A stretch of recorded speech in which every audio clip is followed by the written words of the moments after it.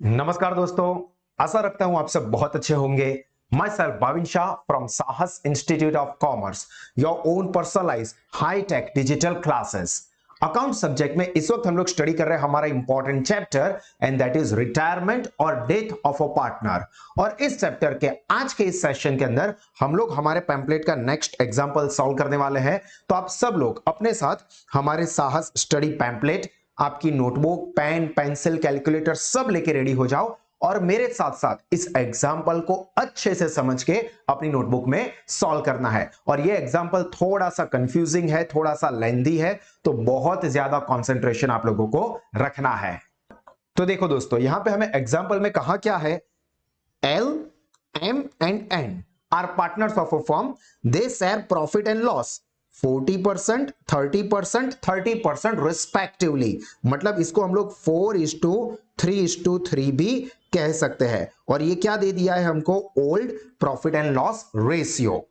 Balance sheet of the firm on 31 March 2016 is as follow. ये हमको balance sheet दी हुई है, उसके नीचे हमको कुछ एडजस्टमेंट दिए हैं और कहा है prepare necessary accounts and prepare the balance sheet after the retirement. अब यहां पे आपको नेसेसरी टेबल खुद बनाने के लिए कहा है। तो नॉर्मली चार चीजें बनाई जाती है। एक बनाया जाता है रीवैल्यूएशन अकाउंट, दूसरा यहां पे बनाया जाएगा पार्टनर्स कैपिटल अकाउंट, कैश और bank account and balance sheet. पर ये एग्जांपल ऐसा है दोस्तों कि जहां पे कैश रिलेटेड ट्रांजैक्शंस नहीं आते हैं, तो कैश अकाउंट नहीं भी बनाते हो तो भी चलेगा। सर हमें एग्जाम में कैसे पता चलेगा? ऑब्वियसली नहीं पता चलेगा। तो आप कैश और बैंक अकाउंट बना भी दोगे तो भी चलेगा, लास्ट में कोई ट्रांजैक्शन नहीं आया होगा तो जो ओपनिंग बैलेंस होगा उसी को आप क्लोजिंग बैलेंस दिखा के फिर बैलेंस शीट में ट्रांसफर कर देना, तो उससे आपके मार्क्स के ऊपर कोई इफेक्ट नहीं होगी। तो यहां पे आपको पता है क्योंकि मैंने बता दिया है, तो हम लोग यहां पे सिर्फ 3 टेबल बनाएंगे। नहीं पता है एग्जाम में और आपने कैश और बैंक अकाउंट बना भी दिया है तो भी कोई टेंशन लेना नहीं है, ठीक है। तो यहां पे हम वीडियो को पॉज करेंगे और 3 टेबल आप लोग अपनी नोटबुक में बनाओगे। पहले पेज के ऊपर आप लोग बनाओगे रीवैल्यूएशन अकाउंट, तकरीबन 50% पार्ट आपके पेज का यूज होगा। उसी के नीचे बाकी के 50% पार्ट में आप बनाओगे पार्टनर्स कैपिटल अकाउंट। अगर आपको बनाना है तो सेकंड वाले पेज के ऊपर ऊपर के 30% वाले पार्ट में आप बना दोगे कैश और बैंक अकाउंट, और बाकी के पार्ट में आप बना दोगे balance sheet after the retirement of a partner. तो पहले वीडियो को पॉज करके हमारा जो स्टेप 1 है टेबल ड्रॉ करना, वो कंप्लीट कर दीजिए। अब दोस्तों अगर आपने टेबल ड्रॉ कर दिए हैं तो हमारा सेकंड स्टेप क्या होता है, बैलेंस ट्रांसफर करने हैं। तो यहां पे सबसे पहले कैपिटल अकाउंट के बैलेंस जो होते हैं, जो कि यहां पे एल, एम और एन का दिया है, उसको हम लोग कैपिटल अकाउंट में क्रेडिट साइड पे ट्रांसफर करेंगे। उसके अलावा असेट साइड पे कैश एंड बैंक बैलेंस यहां पे दिया हुआ है, तो अगर आपने कैश एंड बैंक अकाउंट बनाया है तो कैश एंड बैंक अकाउंट में आप डेबिट साइड पे लिखो, अदरवाइज बैलेंस शीट में असेट साइड पे ट्रांसफर कर सकते हो। आप अभी भी लिख सकते हो या लास्ट में लिखो तो भी चलेगा, पर अगर कैश और बैंक अकाउंट बनाया है तो उसमें डेबिट साइड पे आपको लिख देना है।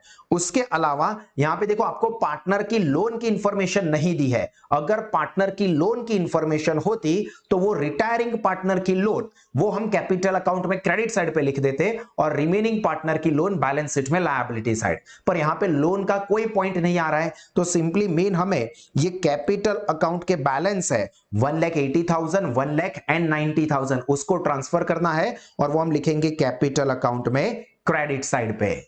तो यहां पे हम कैपिटल अकाउंट में क्रेडिट साइड पे हम लिखेंगे by balance brought down 1,80,000 L के, एम की कैपिटल 1 लाख एंड एन की कैपिटल 90,000। तो सबसे पहले आप ये कैपिटल अकाउंट के बैलेंस लिख दीजिए। अब अगर आपने ये कैपिटल अकाउंट का बैलेंस लिख दिया है तो उसके बाद हमारा थर्ड स्टेप क्या होता है दोस्तों, distribute undistributed items amongst all partners, यानी कि ओल्ड पार्टनर जो भी है वो सारे के सारे partners in their old ratio. तो यहां पे हम देखते हैं कि कौन सी अनडिस्ट्रीब्यूटेड आइटम्स दी है। तो लायबिलिटी साइड पे देखो, एक तो है इन्वेस्टमेंट फ्लक्चुएशन रिजर्व, और बैलेंस शीट में असेट साइड पे अगर हम देखें तो वहां पे एडवर्टाइजमेंट कैंपेन एक्सपेंडिचर, ये दो चीजें जो कि डिस्ट्रीब्यूट हो सकती है। पर पहले हम एडजस्टमेंट में चेक करेंगे कि इसको इफेक्ट करता हुआ कोई एडजस्टमेंट है क्या। तो पहला जो है वो एम का शेयर डिस्ट्रीब्यूट करना है, वो है। Then second bad debt. Third वाला पॉइंट देखो, मार्केट वैल्यू ऑफ इन्वेस्टमेंट 50,000 हो गई है। यहां पे हमको इन्वेस्टमेंट की वैल्यू दी है 60,000 और ये इन्वेस्टमेंट फ्लक्चुएशन रिजर्व दिया है 15,000, तो ऑब्वियस है कि वो उसको इफेक्ट करेगा। और एडवर्टाइजमेंट सस्पेंस के बारे में कुछ कहा है, तो फोर्थ है market value of building, then fifth write off furniture, capital, value of goodwill and creditors. मतलब एडवर्टाइजमेंट सस्पेंस अकाउंट के बारे में कुछ नहीं कहा है, तो उसको हम कैपिटल अकाउंट में डेबिट साइड पे डिस्ट्रीब्यूट कर देंगे। और ये इन्वेस्टमेंट फ्लक्चुएशन का हमें वर्किंग नोट करना पड़ेगा। तो आप लोग नोटबुक के अंदर जो 2 पेज पे टेबल ड्रॉ किए हैं, उसके बाद वाले पेज पे यहां पे हम लिखोगे working note number 1, investment fluctuation fund. अब यहां पे देखो इन्वेस्टमेंट फ्लक्चुएशन फंड की अमाउंट हमको दी हुई है 15,000 और यहां पे इन्वेस्टमेंट दिया हुआ है 60,000। ठीक है, तो यहां पे हम लिखते हैं फंड दिया हुआ है 15,000, इन्वेस्टमेंट फ्लक्चुएशन फंड उसकी वैल्यू है 15,000। बैलेंस शीट में, ओल्ड बैलेंस शीट में इन्वेस्टमेंट की वैल्यू हमको दी हुई है 60,000 और एडजस्टमेंट में देखो यहां पे इन्वेस्टमेंट की मार्केट वैल्यू क्या बन रही है 50,000, तो यहां पे मार्केट वैल्यू हो रही है 50,000 रुपए। तो अब हम यहां पे वर्किंग क्या करेंगे, सबसे पहले इन्वेस्टमेंट की वैल्यू में क्या चेंज हो रहा है वो लिखेंगे। तो यहां पे हम वर्किंग में लिखेंगे बुक वैल्यू ऑफ इन्वेस्टमेंट जो कि हमको बैलेंस शीट में दी हुई है वो 60,000, उसमें से हम माइनस करेंगे मार्केट वैल्यू ऑफ इन्वेस्टमेंट जो कि हो गई है 50,000।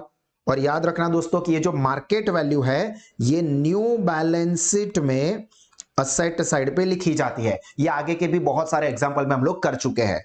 तो यहां पे वैल्यू कितनी डिक्रीज हुई, 60,000 का इन्वेस्टमेंट हो गया 50,000 का, तो डिक्रीज हुए हैं 10,000।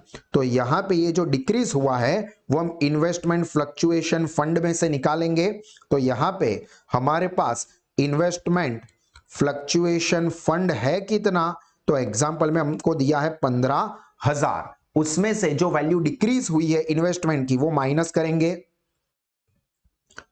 तो डिक्रीज इन इन्वेस्टमेंट 10,000, तो 5,000 अभी भी हमारे पास पॉजिटिव है, सरप्लस है। तो ये सरप्लस की अमाउंट एल, एम और एन के बीच में उनका जो पी एंड एल रेशियो यहां पे दिया हुआ है 4:3:3, उसमें डिस्ट्रीब्यूट करना पड़ेगा 4:3:3 में। तो कैलकुलेटर पे देखते हैं कि वैल्यू क्या होती है। आप लोग यहां पे मेरे डिजिटल बोर्ड पे देखें और आप अपने कैलकुलेटर पे भी कर सकते हैं। तो 5,000 इंटू 4/10, तो यहां पे एल को मिलेंगे 2,000 रुपए। उसी तरह से एम का हिस्सा क्या होगा, तो 5,000 इंटू 3/10, तो वो होगा 1,500। तो एम के 1,500 तो एन के भी 1,500 क्योंकि रेशियो सेम है। तो यहां पे दोस्तों ये जो अमाउंट आई है इसको हमें रिकॉर्ड करना पड़ेगा कैपिटल अकाउंट में क्रेडिट साइड पे, क्योंकि ये सरप्लस बचा है वो। और ये जो न्यू इन्वेस्टमेंट की वैल्यू दी है उसको बैलेंस शीट में असेट साइड पे रिकॉर्ड करेंगे। तो पहले ये वर्किंग नोट अपनी नोटबुक में वीडियो को पॉज करके लिख दे और अब हम इसका पोस्टिंग करेंगे। तो कैपिटल अकाउंट में क्रेडिट साइड पे हम लोग यहां पे लिखेंगे by investment fluctuation fund, L के 2,000, एम के 1,500, एन के 1,500। और जो न्यू मार्केट वैल्यू थी इन्वेस्टमेंट की वो न्यू बैलेंस शीट में हम लिखेंगे इन्वेस्टमेंट ब्रैकेट में मार्केट वैल्यू 50,000। आप इस तरह से भी लिख सकते हो 60,000 माइनस डिक्रीज आउटर कॉलम में 50,000, दोनों चलेंगे। तो वीडियो को पॉज करके ये दोनों पोस्टिंग कंप्लीट कर दे। अब दोस्तों अगर आपने ये इन्वेस्टमेंट फ्लक्चुएशन फंड रिकॉर्ड कर दिया हो तो उसके साथ साथ ये असेट साइड पे एडवर्टाइजमेंट कैंपेन एक्सपेंडिचर 20,000 दिए हुए हैं, तो उसको भी डिस्ट्रीब्यूट करना है कैपिटल अकाउंट में डेबिट साइड। तो ये जो 20,000 है वो तो सिंपल एल, एम और एन के बीच में उनका जो ये रेशियो है 4:3:3 उसमें ही डिस्ट्रीब्यूट होगा। अगर आप ये वर्किंग नोट नहीं भी लिखोगे तो भी चलेगा, बट फिर भी सारे के सारे लेवल के स्टूडेंट्स को छोटी से छोटी चीज में भी डाउट ना हो, इसलिए मैं आपको यहां पे सारी चीजें वर्किंग करके दिखाता हूं।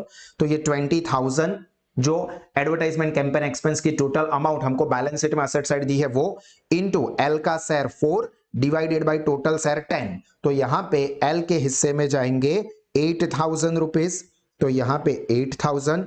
उसी तरह से हम एन और एन की बात करें तो 20,000 इंटू दोनों का शेयर है 3 बाय 10, तो दोनों को मिलेंगे 6,000 6,000। तो ये जो अमाउंट है वो कहां पे रिकॉर्ड होगी, कैपिटल अकाउंट में डेबिट साइड पे। तो चलिए रिकॉर्ड कर देते हैं। तो चलिए लिखते हैं यहां पे डेबिट साइड पे to advertisement campaign expense 8,000 6,000 and 6,000। Clear हुआ? तो चलिए वीडियो को पॉज करके इसको लिख दीजिए अपनी नोटबुक में। तो दोस्तों यहां पे हमारी अनडिस्ट्रीब्यूटेड आइटम की पोस्टिंग खत्म हुई। उसके बाद याद करो हमारा नेक्स्ट स्टेप क्या है, गुडविल की ट्रीटमेंट देना। और गुडविल की ट्रीटमेंट के लिए हमें चाहिए गेन रेशियो। तो इस एग्जांपल की एक खास बात यह है जो कि आपके लिए अच्छा भी है, एडजस्टमेंट नंबर 1, एम्स शेयर, क्योंकि एम रिटायर हो रहा है, and M's shares is to be distributed between L and N in the ratio of 3:2। मतलब बहुत बढ़िया हो गया भाई, हमको 3:2 में M का शेयर है वो डिस्ट्रीब्यूट करेंगे, मतलब गेन रेशियो डायरेक्टली दे दिया। तो यहां पे तो आपके लिए बहुत अच्छा हो गया कि वर्किंग नोट करना ही नहीं पड़ेगा, जो कि हमने अभी तक के एग्जांपल में क्या करते थे, new share minus old share करते थे तो गेन रेशियो आता था, जबकि इस एग्जांपल में गेन रेशियो 3:2 डायरेक्टली दे दिया है। तो ये हमारे लिए बहुत खुशी की बात है। पर दोस्तों मैं आपको बता दूं, ये खुशी बहुत ज्यादा देर तक टिकने नहीं वाली है, क्योंकि जैसे ही हम लोग यहाँ पे ये एडजस्टमेंट पे पहुंचेंगे तब जाके बम फटने वाला है। वो देखते हैं, पहले ये जो हमारे लिए अच्छा है उसका रिकॉर्डिंग कर दे। तो यहाँ पे देखो, एक तो न्यू शेयर दे दिया है और गुडविल फर्म की जो है वो 50,000 है। तो यहां पे सबसे पहले हम लोग ने जो वर्किंग नोट लिखा है उसके अंदर आगे लिखेंगे वर्किंग नोट नेक्स्ट आपका जो भी है 2 3 गेन रेशियो, जो कि यहां पे हमको एग्जांपल में एम तो जा रहा है तो बाकी के दो पार्टनर बचे वो एल एंड एन, तो उन लोगों का गेन रेशियो है 3:2। तो यहां पे दे दिया एल एंड एन 3:2। तो यहां पे एम के जो हिस्से की गुडविल होगी वो 3:2 में डिस्ट्रीब्यूट होगी। तो यहां पे नेक्स्ट वर्किंग नोट हम लिखेंगे AIIMS share of goodwill, AIIMS share of goodwill. और फर्म की टोटल गुडविल दी हुई है और एम का शेयर भी हमारे पास है। देखो फर्म की टोटल गुडविल है ये 50,000 और एल एम एन उसमें से एम यानी ये सेंटर वाला जिसका पार्ट है 3/10, तो उसकी गुडविल कितनी होगी, तो यहां पे 50,000 इंटू 3/10। तो कैलकुलेटर पे देख लो 50,000 इंटू 3/10, मतलब कि यहां पे एम के हिस्से की गुडविल कितनी होने वाली है दोस्तों, 15,000। और ये 15,000 की जो गुडविल है वो किसके बीच में डिस्ट्रीब्यूट होने वाली है, बाकी के दो पार्टनर यानी कि एम और एन, और उन लोगों का गेन रेशियो यहां पे हमको दे दिया है, क्या है 3:2। तो ये 15,000 3:2 में डिस्ट्रीब्यूट होंगे। तो 15,000 इंटू 3/10, क्योंकि 3:2, 3 + 2 5, तो बाय 5। तो एम के हिस्से के होंगे 9,000, तो बाकी जो बचे 6,000 वो एन के होंगे। 6 से आए 6,000 वो भी देख लो फिर से, 15,000 इंटू उसका शेयर है 2/5, तो 6,000। तो ये एम और एन में डिस्ट्रीब्यूट होंगे। और इसका पोस्टिंग क्या होता है दोस्तों वो भी जरा समझ लो। तो यहां पे जो पार्टनर रिटायर हो रहा है उसका कैपिटल अकाउंट यहां पे क्रेडिट होगा यानी एम का, और एल और एन यहां पे जो है ये एम नहीं है, यहां पे आएगा एल। यहां पे हम लोग करेक्शन कर देते हैं, ये एल है, ठीक है, क्योंकि एम तो रिटायर हो रहा है।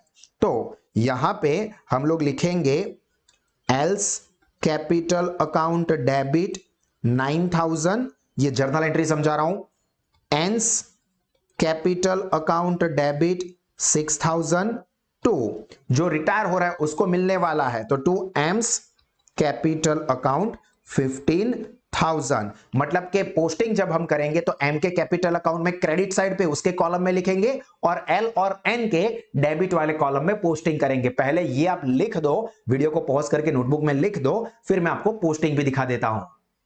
चलिए अगर आपने वर्किंग लिख दिया है तो अब पोस्टिंग क्या होगा, एल और एन के कैपिटल अकाउंट में डेबिट साइड पे आएंगे और नाम ऑपोजिट वाला यानी कि टू एम्स कैपिटल अकाउंट। यहां पे इसके होने वाले हैं 9,000 और इसके होने वाले हैं 6,000।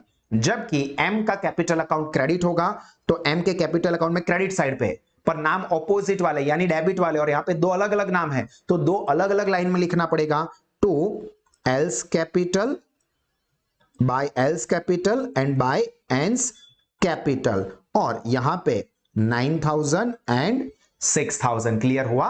तो इसको समझ के दोस्तों अपनी नोटबुक में पोस्टिंग कर दो।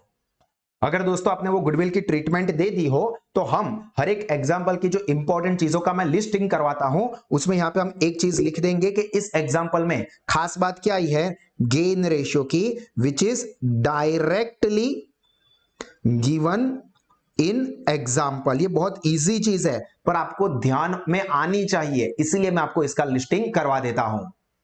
चलिए दोस्तों, अगर आपने ये गुडविल की ट्रीटमेंट लिख दी हो, तो उसके बाद का हमारा स्टेप क्या होता है कि असेट और लायबिलिटी में जो रीवैल्यूएशन हुए हैं, वो हर एक एडजस्टमेंट को पढ़ के करने हैं। तो यहां पे देखो, पहला वाला एडजस्टमेंट तो कवर हो गया, अब सेकंड वाला एडजस्टमेंट, जो कि क्या कहता है, bad debt of ₹8,000 is to be written off, and provision for bad debt is to be kept at 10% and provision for discount reserve is to be kept at 5% on debtors। मतलब इस chapter में ऐसा पहला adjustment आया जिसके अंदर bed date, provision for bed date और discount reserve सबकी बात कही है। तो पहले हम लोग यहाँ पे बैलेंस शीट में देखते हैं कि यहाँ पे हमको डेटर्स दिए हुए 80,000 के, उसके साथ साथ इस ओल्ड बैलेंस शीट में ही यहाँ पे बेड डेट रिजर्व हमको देके रखी है 80,000। तो अब हमें इसका वर्किंग करना पड़ेगा। तो नोटबुक में नेक्स्ट पेज आपका जो भी है या जो भी जगह पे आप आए हो, वहां पे लिखिए नेक्स्ट वर्किंग नोट, और वर्किंग नोट का आप टाइटल दोगे working notes on bed date and bed date reserve on debtors. तो यहां पे दोस्तों हम सबसे पहले जो डेटर की वैल्यू दी हुई है ओल्ड बैलेंस शीट में, वो लिख देते हैं कि डेटर की वैल्यू क्या है। तो 80,000 डेटर की वैल्यू दी हुई है। उसके अंदर यहां पे देखो 8,000 ये बेड डेट के माइनस करने हैं हमें, तो माइनस बेड डेट 8,000।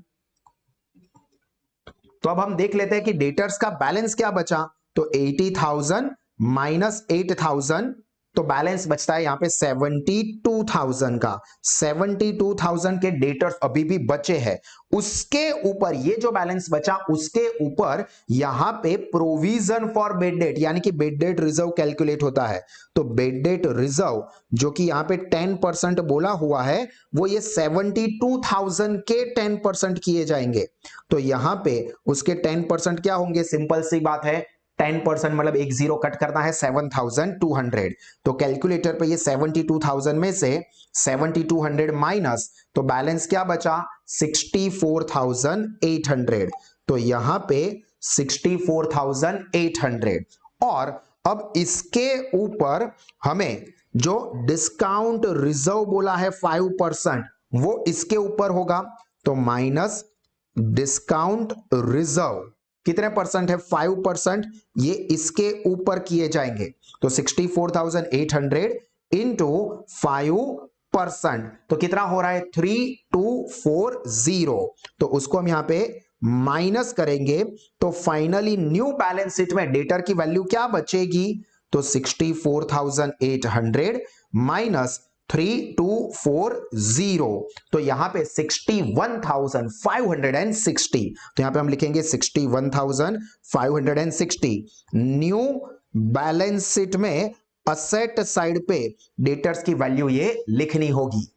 अब जरा ध्यान से समझ लेना दोस्तों कि यहां पे जो बेड डेट आई और बेड डेट रिजर्व आई, ये हमने एडजस्टमेंट की कैलकुलेट की, पर उसके साथ साथ हमको bed date reserve trial balance में भी, यहां पे ट्रायल बैलेंस मतलब ओल्ड बैलेंस शीट में भी दी हुई है। तो उसके साथ कंपेयर करेंगे, और जो डिफरेंस बचेगा वो हमारे लिए या तो गेन या तो लॉस होगा, जो कि रीवैल्यूएशन में लिखा जाएगा। तो यहां पे देखो न्यू बेड डेट, उसकी वैल्यू कितनी है, 8,000 डायरेक्टली दे दी है, plus new bad date reserve जो कि हमने कैलकुलेट किए 7,200 minus old bed date reserve जो कि हमको यहां पे बैलेंस शीट में दिया हुआ था 10,000। देखो मैं इसकी बात कर रहा हूं, ये 10,000 हमको दिए हुए हैं। तो फिर इसको यहां से माइनस करेंगे, तो बैलेंस क्या बचता है, देखो 8,000 new bad date plus bed date reserve, वो हमने ढूंढी 7,200 minus 10,000 old bed date reserve, तो अभी भी 5200 की बेड डेट रिजर्व चार्ज करनी होगी, जो कि हमारे लिए लॉस होगा। Additional bed date reserve I, तो ये कहां पे लिखी जाएगी दोस्तों? ये आएगा रीवैल्यूएशन अकाउंट में, डेबिट साइड पे। इस चीज को बहुत ध्यान से याद रखना। अगर यहां पे रिवर्स यानी कि नेगेटिव आंसर हो जाता, मतलब न्यू बेड डेट और बेड डेट रिजर्व की अमाउंट कम होती और ओल्ड बेड डेट रिजर्व ज्यादा हो जाती, तो हमें यहां पे फायदा होता और वो रिवैल्यूएशन क्रेडिट साइड पे लिखा जाता, जो कि इसके पहले वाले एग्जांपल में ही आया था। पर यहां पे बेड डेट रिजर्व की अमाउंट, न्यू बेड डेट और बेड डेट रिजर्व की अमाउंट ओल्ड बेड डेट की रिजर्व की कंपैरिजन में बढ़ रही है, तो यह हमारे लिए लॉस होगा रिवैल्यूएशन डेबिट साइड पे। और दूसरा, ये जो डिस्काउंट रिजर्व ऑन डेटर्स है, ये तो हमारे लिए लॉस ही है 3240, तो इसको भी रीवैल्यूएशन अकाउंट में डेबिट साइड पे हमें लिखना पड़ेगा। तो पहले दोस्तों आप समझ के ये पूरा का पूरा वर्किंग नोट आपकी नोटबुक में लिख दो, और उसके बाद हम पहले ये रीवैल्यूएशन में डेबिट साइड पे पोस्टिंग करते हैं, बेड डेट रिजर्व का और डिस्काउंट रिजर्व का, और न्यू बैलेंस शीट में डेटर का ट्रीटमेंट डालते हैं। तो अब यहां पे रीवैल्यूएशन में डेबिट साइड पे हम लोग लिखेंगे बेड डेट रिजर्व 5200 और डिस्काउंट रिजर्व ऑन डेटर्स 3240। चलिए इसको पहले लिख दीजिए, और उसके बाद अब बैलेंस शीट में असेट साइड पे ध्यान से देख लेना। पहले डेटर्स, जिसकी वैल्यू हमको दी हुई है 80,000, जिसमें से पहले बेड डेट की अमाउंट माइनस होती है 8,000, तो यहां पे हम बेड डेट माइनस करेंगे 8,000 माइनस बेड डेट रिजर्व, जिसकी अमाउंट हुई थी 7,200, और डिस्काउंट रिजर्व की अमाउंट 3240। तो उसका बैलेंस वैसे तो हम वर्किंग नोट में ऑलरेडी ढूंढ चुके हैं, बट फिर भी एक और बार दिखा देता हूं। 80,000 माइनस 8,000 माइनस 7,200 माइनस 3240, तो बैलेंस कितना बचा दोस्तों? 61,560, जो कि हमने वर्किंग नोट में भी लिखा था। तो यहां पे वीडियो को पॉज करके इसको अपनी नोटबुक में लिख दीजिए, और ये जो इंपॉर्टेंट पॉइंट के लिस्ट में आपको लिखवाता हूं, वहां पे हम लिख देंगे bed date reserve and discount reserve, जो कि आता है एडजस्टमेंट नंबर 2 में। तो ये ध्यान रखना और इंपॉर्टेंट चीज में लिस्ट आउट कर देना, क्योंकि वर्किंग में आपको सिर्फ ध्यान रखना है, इसलिए कंफ्यूजन लगा हो तो वीडियो को रिवाइंड करके फिर से एक बार इसको सुन लेना। इसके बाद जो थर्ड हमारा एडजस्टमेंट है, मार्केट वैल्यू ऑफ इन्वेस्टमेंट, ये तो हमने ऑलरेडी कंप्लीट कर दिया। फोर्थ वाला, market value of building is 2,50,000। अब यहां पे देखो बिल्डिंग की वैल्यू कितनी दी हुई है? 2,20,000 दी हुई है, और हो कितनी गई? 2,50,000। तो यहां पे बुक वैल्यू 2,20,000, जबकि मार्केट वैल्यू हो गई है 2,50,000। तो ये मार्केट वैल्यू जो है वो तो न्यू बैलेंस शीट में लिखी जाएगी, और यहां पे 30,000 क्या हुआ है? इंक्रीज हुआ है बिल्डिंग की वैल्यू में। तो ये इंक्रीज कहां जाता है? रीवैल्यूएशन अकाउंट में, क्रेडिट साइड पे। तो चलिए इसको रिकॉर्ड कर दे। यहां पे रीवैल्यूएशन में क्रेडिट साइड पे लिखेंगे बिल्डिंग 30,000, और न्यू बैलेंस शीट में यहां पे हम बिल्डिंग लिखेंगे 2,20,000 प्लस 30,000, यानी कि 2,50,000। समझ में आया? तो वीडियो को पॉज करके इतना रिकॉर्ड कर दो। उसके बाद नेक्स्ट एडजस्टमेंट देखो दोस्तों, राइट ऑफ 1,560 फ्रॉम फर्नीचर, मतलब ये एक तरह का डेप्रीसिएशन हो गया। तो यहां पे फर्नीचर की वैल्यू देखो हमको दी हुई है 30,000, तो यहां पे हम वर्किंग नोट में लिखेंगे फर्नीचर वैल्यू दी है 30,000, तो यहां पे हम लिखते हैं फर्नीचर 30,000, उसमें से राइट ऑफ कितने करने हैं? तो राइट ऑफ करना है 1,560, और जो राइट ऑफ करेंगे वो हमारे लिए लॉस है, तो वो रीवैल्यूएशन अकाउंट में डेबिट साइड पे लिखेंगे, और जो बैलेंस बचेगा वो न्यू बैलेंस शीट में असेट साइड पे। तो देखो कितना बैलेंस बचता है? 30,000 माइनस 1560, तो 28,440, तो यहां पे लिख देते हैं 28,440, ये न्यू बैलेंस शीट में असेट साइड पे। क्लियर हुआ? तो अब उसका पोस्टिंग करते हैं रीवैल्यूएशन अकाउंट में डेबिट साइड पे फर्नीचर 1560, और न्यू बैलेंस शीट में यहां पे फर्नीचर 30,000 माइनस 1560, यानी कि आउटर कॉलम में 28,440। समझ में आया? वीडियो को पॉज करके इतना लिख दो। अब ये आप लोगों ने लिख दिया है दोस्तों, तो इसके बाद ये जो 6th नंबर का एडजस्टमेंट है वो इस एग्जाम्पल की जान है, या इस एग्जाम्पल में आपकी जान निकाल देगा, क्योंकि बहुत इंपॉर्टेंट है। ध्यान से समझो क्या कहा है। Capital of L and N, जो कि रिमेनिंग पार्टनर है, is to be kept in their new profit loss sharing ratio. इस एग्जाम्पल में न्यू रेशियो दिया ही नहीं है सर। वो ऊपर 3:2 लिखा है ना, वो तो गेन रेशियो था, वहां पे हमारी मेहनत बच गई थी, पर यहां पे न्यू रेशियो दिया ही नहीं है, तो न्यू रेशियो हमको ढूंढना पड़ेगा। And all necessary adjustment to be made through their current account, मतलब कैपिटल जो होगी टोटल वो उनके न्यू रेशियो में मेंटेन करेंगे, और उसके लिए जो भी एडजस्टमेंट करने पड़ेंगे वो हम उनके करंट अकाउंट में शिफ्ट करेंगे। तो ये एडजस्टमेंट दोस्तों हम आखिर में जब कैपिटल अकाउंट का बैलेंस ढूंढने पे आएंगे तब करने वाले हैं। तो अब इसको आप टेम्पररी टिक मार्क कर दे कि ये हम लोग लास्ट में देखने वाले हैं। ठीक है, 6th नंबर को हम लोग लास्ट में देखेंगे। मैं इसको अभी राउंड कर देता हूं।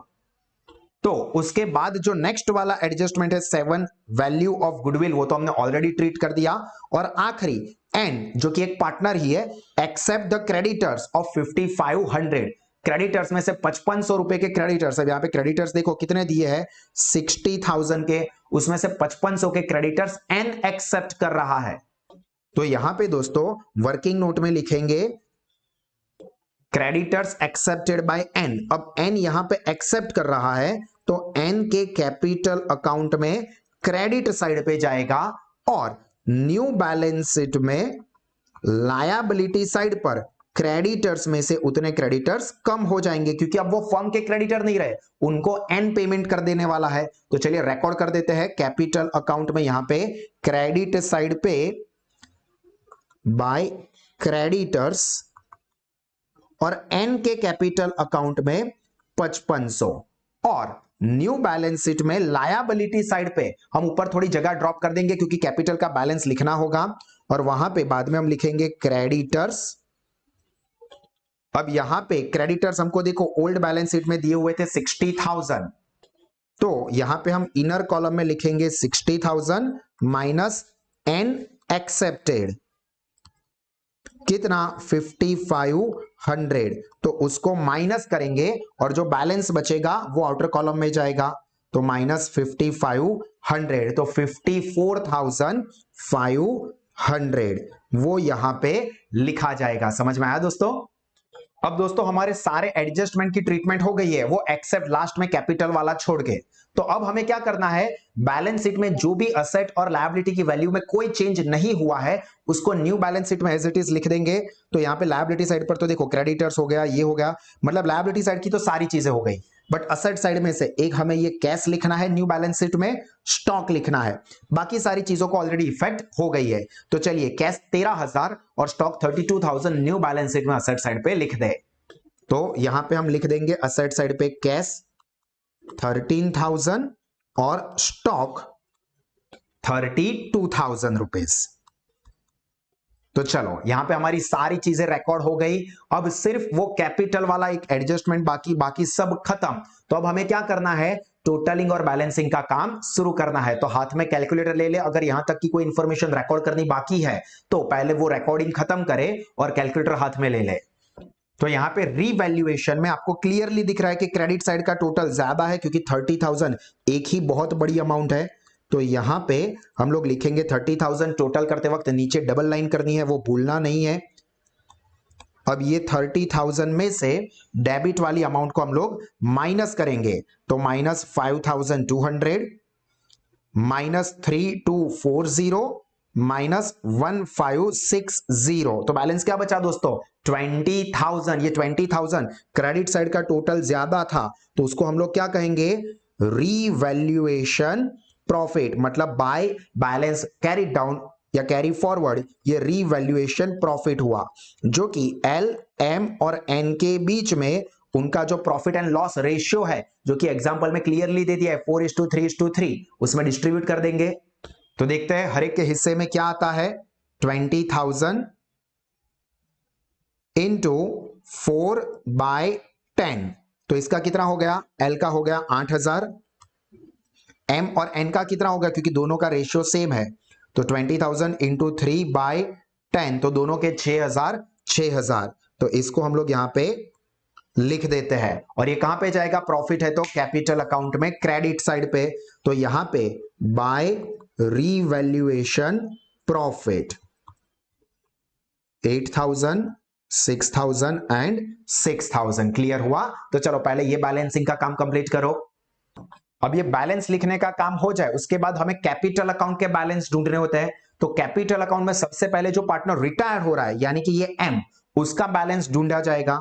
तो यहां पे हम लोग सबसे पहले एम का वर्किंग कर देते हैं, और एम का जो भी बैलेंस आएगा वो उसकी लोन में ट्रांसफर हो जाएगा, क्योंकि एम को कितना कैश पे करना है ऐसा कुछ एग्जांपल में कहा नहीं है। तो एम के कैपिटल अकाउंट में देखो, पहले 1 lakh plus 1,500 plus 9,000 plus 6,000 plus 6,000, यानी कि 1,22,500, और यही सेम टोटल हम लोग डेबिट वाले साइड पर भी लिख देंगे, 1,22,500, और उसमें से 6,000 को माइनस कर देंगे, तो बैलेंस कितना बचा एम का, 1,16,500, जो कि एज अ ट्रांसफर होगा एम्स लोन। और एम की लोन कहां पे लिखी जाती है, बैलेंस शीट में लायबिलिटी साइड पे, तो यहां पे एम्स लोन, और अमाउंट कितनी, 1,16,500, तो इसको हम लोग यहां पे लिख देंगे। क्लियर हुआ दोस्तों? तो चलो पहले ये एम का बैलेंस कंप्लीट कर दो नोटबुक में।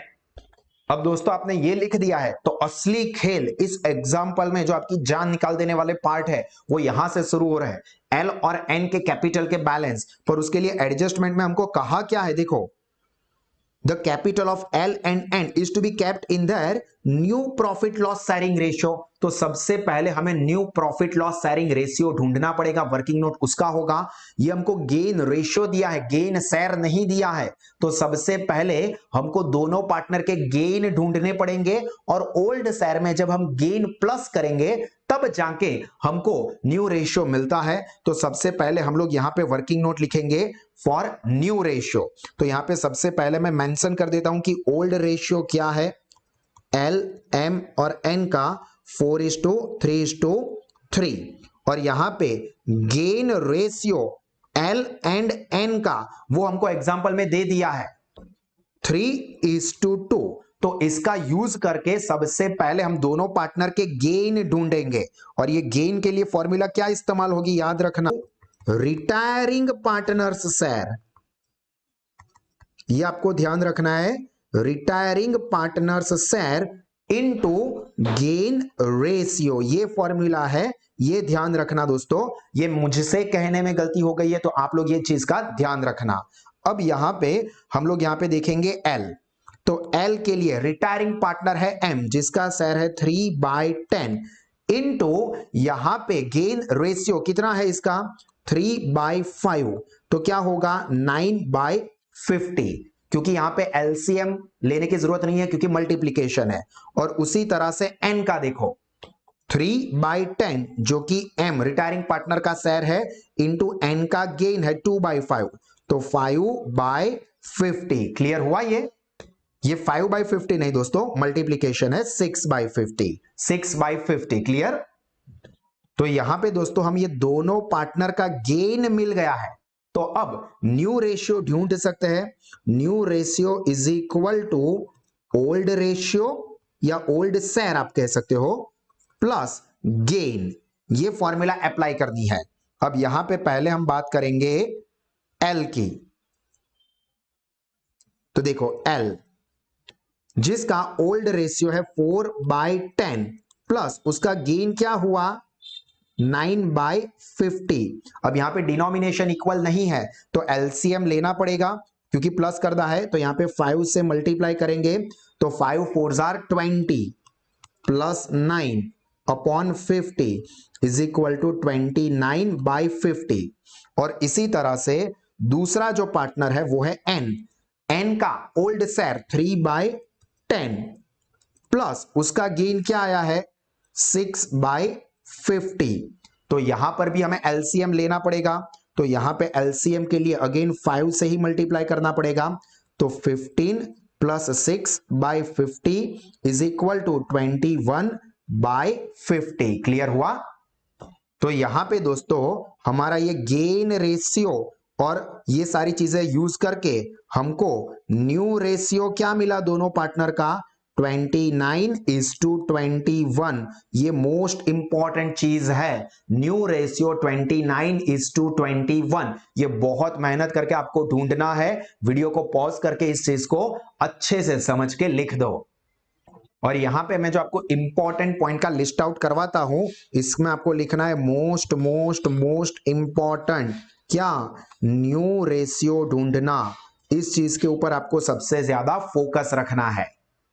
अब दोस्तों न्यू रेशियो ढूंढ लिया है तो हमें ये एडजस्टमेंट देखना है। जो एडजस्टमेंट हमको क्या कहता है एग्जांपल में कि the capital of L and N जो भी बचती है वो उनके new profit and loss ratio में रखनी है। तो पहले एल और एन की कैपिटल कितनी बचती है वो देखना पड़ेगा हमें। तो यहां पे हम कैपिटल अकाउंट देखेंगे और कैपिटल अकाउंट में देखो एल के लिए क्रेडिट साइड की जितनी भी चीजें हैं उसका टोटल करके उसमें से डेबिट साइड की इंफॉर्मेशन माइनस करेंगे तो हमें मिलेगा एल का कैपिटल बैलेंस। तो यहां पे else capital balance working note लिखोगे और उसके लिए आप क्या करोगे, कैलकुलेटर के ऊपर एल के कैपिटल साइड पे जितनी इंफॉर्मेशन दी है यानी कि 1,80,000 प्लस 2,000 प्लस 8,000 इसका टोटल करेंगे 1,90,000। लिख नहीं देना है, ठीक है, अभी टोटल लिखना मत, सिर्फ ढूंढ रहा है। उसमें से डेबिट साइड की अमाउंट 8,000 एंड 9,000 माइनस करेंगे तो बैलेंस क्या बचा एल का 1,73,000। तो यहां पे हम लोग लिख देंगे 1,73,000। उसी तरह से एन का कैपिटल का बैलेंस क्या बच रहा है तो उसके लिए भी हमें क्या करना है, एन के कैपिटल अकाउंट का यहां पे टोटल करना है क्रेडिट साइड का और उसमें से डेबिट साइड की अमाउंट माइनस करनी है। तो 90,000 प्लस 1,500 प्लस 5,500 प्लस 6,000 1,03,000 लिखना नहीं है, सिर्फ ध्यान रखना है, माइनस क्रेडिट साइड की अमाउंट देखो, डेबिट साइड की अमाउंट देखो 6,000 माइनस 6,000 तो बैलेंस कितना बचा 91,000। तो वो हम यहां पे लिख देंगे 91,000। अब दोस्तों हमें इन दोनों का टोटल करना है ताकि हमें मिले टोटल कैपिटल। तो ये टोटल कैपिटल कैसे मिलेगी, तो ये एल और एन का टोटल यानी कि 91,000 प्लस 1,73,000 2,64,000 ये टोटल कैपिटल फर्म की हो रही है। और ये टोटल कैपिटल एक्चुअली में इनको क्या बोला है कि आप न्यू रेशियो में मेंटेन करो। और न्यू रेशियो अभी हमने वर्किंग नोट करके ढूंढा 29:21। इस रेशियो में आपको डिस्ट्रीब्यूट करनी है। तो ये एल और ये एन कितना होगा, तो 29:21 मतलब इन दोनों का टोटल हो जाता है 50। तो यहां पे एल का शेयर कितना होगा, तो टोटल 2,64,000 इंटू एल का शेयर है 29 डिवाइडेड बाय 50। तो मतलब यहां पे 1,53,120 ये न्यू बैलेंस मेंटेन करना है एल का। और उसी तरह से एन का क्या होगा, तो एन के लिए देखो 2,64,000 इंटू उसका शेयर है 21 तो 21 डिवाइडेड बाय 50 यानी कि 1,10,880 ये न्यू मेंटेन करना है। उसके सामने एक्चुअली में यहां पे क्या है उसको हम माइनस करेंगे। तो यहां पे माइनस एक्चुअल बैलेंस यहां पे एल का देखो कितना है 1,73,000 ज्यादा है तो डिफरेंस वो निकाल देगा। तो यहां पे कैलकुलेटर पे देखो 1,53,120 माइनस 1,73,000 तो 19,880 ये उसके करंट अकाउंट में ट्रांसफर करना है। बोला है देखो कि करंट अकाउंट में ये बैलेंस को एडजस्ट करना है। उसी तरह से यहां पे एन का देखो, एक्चुअल बैलेंस रखना 1,10,880 है, पर एक्चुअल बैलेंस कितना है 91,000। इसको माइनस करेंगे तो कैलकुलेटर पे देखो 1,10,880 माइनस 91,000 तो 19,880 दोनों सेम ही होंगे, बस एक का नेगेटिव आया यहां पे तो इसका पॉजिटिव आया। तो इसको भी कहां ट्रांसफर करेंगे, करंट अकाउंट में। अब यहां पे दोस्तों आपको पोस्टिंग क्या करना है, तो ये जो न्यू बैलेंस हमने ढूंढा है ना उसको पार्टनर के कैपिटल अकाउंट में डेबिट साइड पे लिख देना है, क्योंकि ये क्लोजिंग बैलेंस हमने ढूंढ लिया। तो इसको यहां पे हम लोग कैपिटल अकाउंट में डेबिट साइड पे लिख देंगे, 2 लाइन ड्रॉप करके, to balance carry forward, working note करके हमने ढूंढ लिया है 1,53,120 ये एल का था, और एन का कितना था 1,10,880।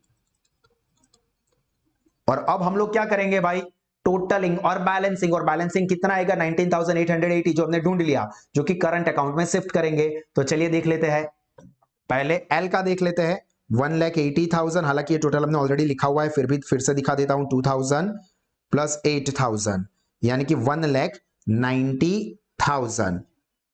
यहां पर भी लिख देंगे 1,90,000। इसमें से डेबिट साइड की अमाउंट इंक्लूडिंग ये बैलेंस कैरी फॉरवर्ड माइनस करेंगे तो माइनस 8,000 माइनस 9,000 माइनस 1,53,120 तो बैलेंस कितना आया 19,880 जो हमने वर्किंग नोट में यहां पे ढूंढा था। देखो ये रहा 19,880, ये वर्किंग नोट में ढूंढ लिया था। तो यहां पे हम लिख देंगे 19,880 कहां पे ट्रांसफर होगा, to L's current account. Clear. और यहां पे क्रेडिट साइड का टोटल ज्यादा था दोस्तों, तो यहां पे दोस्तों ये क्रेडिट साइड का टोटल ज्यादा हुआ था, तो ये ट्रांसफर होगा बैलेंस शीट में लायबिलिटी साइड पे। तो यहां पे लायबिलिटी साइड पे लिखेंगे एल्स करंट अकाउंट, और अमाउंट कितनी है 19,880।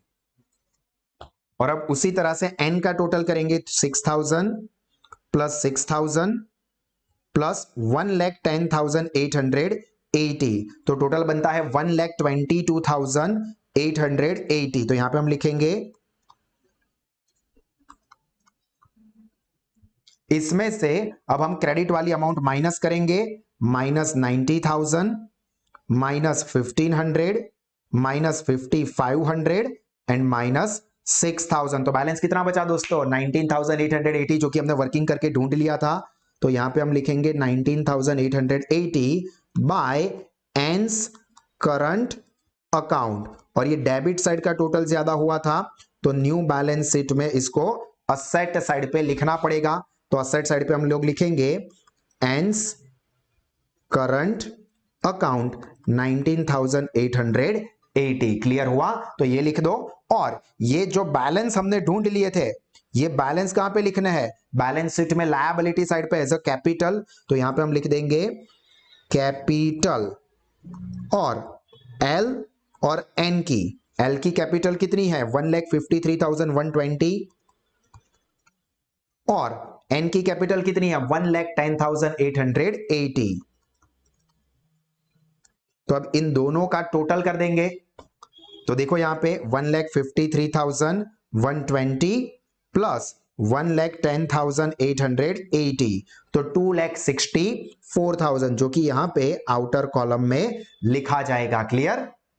और अब हम क्या करेंगे, लायबिलिटी साइड का टोटल कर देंगे। तो प्लस 2,64,000 कैपिटल के प्लस 54,500 प्लस 1,16,500 प्लस 19,880 80, मतलब 4,54,880। तो यहां पे हम लिख देते हैं 4,54,880। और अब इसी तरह से असेट साइड का टोटल करते हैं 50,000 plus 61,560 plus 2,50,000 plus 28,440 plus 13,000 plus 32,000 plus 19,880। तो देखो दोस्तों टोटल कितना हुआ 4,54,880, एग्जैक्टली उतना जितना लायबिलिटी साइड का टोटल हुआ था। तो अब हम इसे असेट साइड पे लिख देंगे।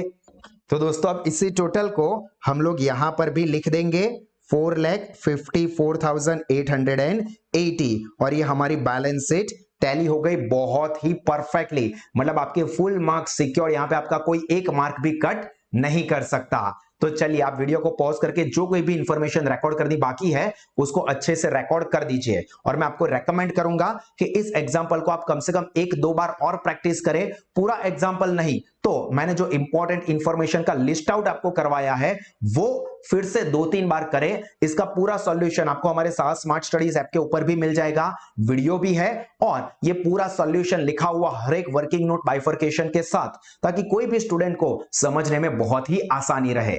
और इसी तरह के एग्जाम्पल जो एक्सरसाइज कैटेगरी के हैं उसके भी वीडियोस हमारी ऐप पे है, तो आप उसको भी देखें और अच्छे से प्रैक्टिस करें ताकि आपका कॉन्फिडेंस और ग्रिप इस चैप्टर के ऊपर कमाल का हो जाए।